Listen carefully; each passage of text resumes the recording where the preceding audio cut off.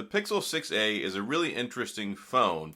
That is because it has a lot of the same features as this guy, the Pixel 6, but they shaved off $150. Now, is $150 really enough to convince people to go out and buy this phone, especially since there are downgrades in the screen, in the camera, in a couple other different areas? But I don't think that those things are detrimental. And in fact, I think that at $449, the phone is incredibly competitive. If you look around the $400 or $500 price point, there's not a whole lot that gives you as complete a package as the Pixel 6a will, with the camera, with the performance, with the power, and the support. And those are all very important things, because if you get a phone around $400 or $500, typically they're not supported for a very long time. If you look at the Moto G Stylus at $499, it doesn't have a lot of nice things going for it, and it's getting one operating system update and 3 years of security patches, and that's Motorola security patches, which means who knows when you're going to get one, versus the Pixel 6a, where you're going to get 3 years of operating system updates and 5 years of monthly security patches, and that's really, really big. Monthly security patches. You look at the Samsung Galaxy A53, and it's on a pretty good program as well. In fact, you could even argue better than the Pixel 6a. But at the same point in time, the processor, the Exynos 1280, and the camera are just nowhere near what you're going to get with this Pixel 6a, especially not in the Motorola either. So it's a very special price point. $449, it's competitive.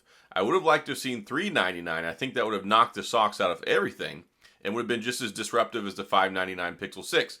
And if people don't think the Pixel 6 has been a successful phone, it has sold better than the Pixel 4 and the 5 series combined to this point that it's been out. So I think that it's done well, but I would like to see it take that next leap. And I think the Pixel 6a can help solidify that by taking the torch and the baton and running to the next half of the year. There are people that want deals. They want something that's value priced. And $599 for me is value priced, but that doesn't mean for a lot of other people is value priced. And $449 is definitely a lot more attractive, because they get you to a lower price point by probably about $5 to $7 if you're going to go get it for a 20, 24, 30, 36 months on a finance and installment agreement. If you pay for it cash outright, if you do trade-ins, it's easier to lower that threshold to get a better deal.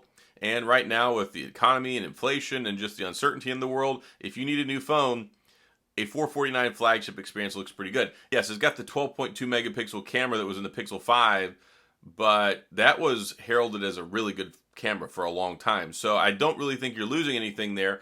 And plus, with the computational photography and all the algorithm-based photography stuff that the Pixel does, you're going to get one heck of a camera experience, the best it's ever been. So I actually don't see that as a downside. You still get to record 4K 60 on the back end.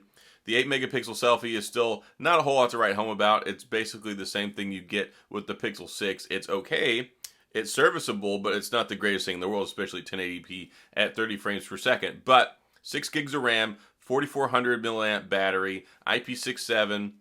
It's got a lot going for it that's very competitive, especially when you look across what you're getting for the hardware and the software experience all combined in one package. The Pixel 6a, I think, is pretty much the perfect mid-tier flagship phone level spec price package. When you look at these other phones, you're looking at Snapdragon 695. You're looking at an Exynos 1280.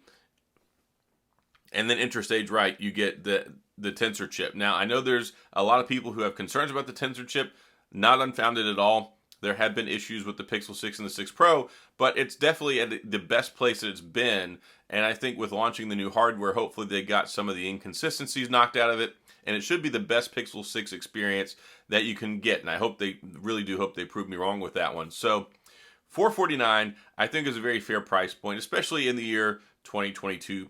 I don't like they took the headphone jack out. I don't use it personally, but that was a selling point that people really enjoyed on the lower A-series Pixel phones. So I don't like there's no headphone jack, no SD card. I can live without that. 128 gigabytes baseline storage.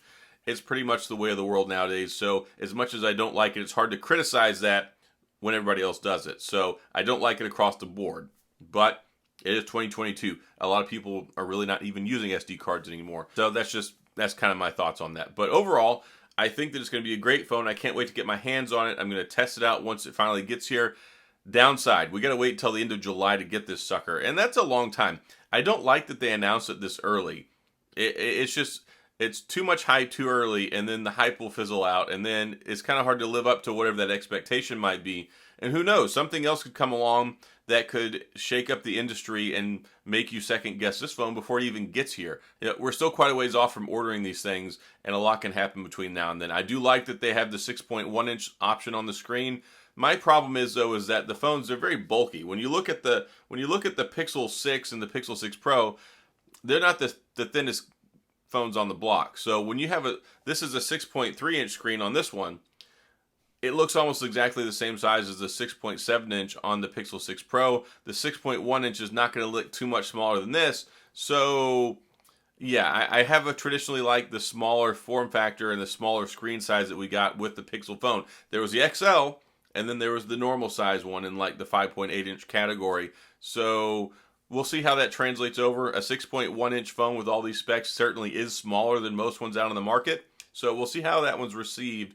But overall, I think Google's done a good job putting this together. I mean, I haven't got to use it yet, but from what we can see, what I know with the Tensor chip, what I know with the Android experience, what I know with what you're going to get out of a Pixel phone, I think that compared to what I have looked at in person, the Motorola G Stylus 5G, the A53, and some of these other phones, I think that this one's probably going to be a real ringer whenever it comes to that price point. So interesting to see what happens as it gets closer, as the phone gets closer to being here. I do like that they finally announced it, and I'm excited about it, especially for people who are looking at a good phone under $500. Yeah, the Pixel 6a brings a tremendous amount of value to people looking for a great experience, looking for the Pixel experience, looking for a lot of that software-based stuff and the long-term support and the power of the camera.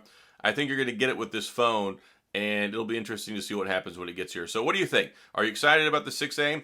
Do you like the A series in general? I think the A series has been very good for a long time, and it's something that it gives you so much with so much less traditionally than what you're paying for a Pixel phone or even other phones when you look at Samsung and some of the other likes. So that's all I got. If you have any questions or comments, please go down to the comment section. I'll get back with you. If you enjoyed the video, please hit the like and the subscribe button and the little notification bell if you want updates when new videos come out. And as always, thanks for being here. I appreciate you watching, and I'll see you guys next time.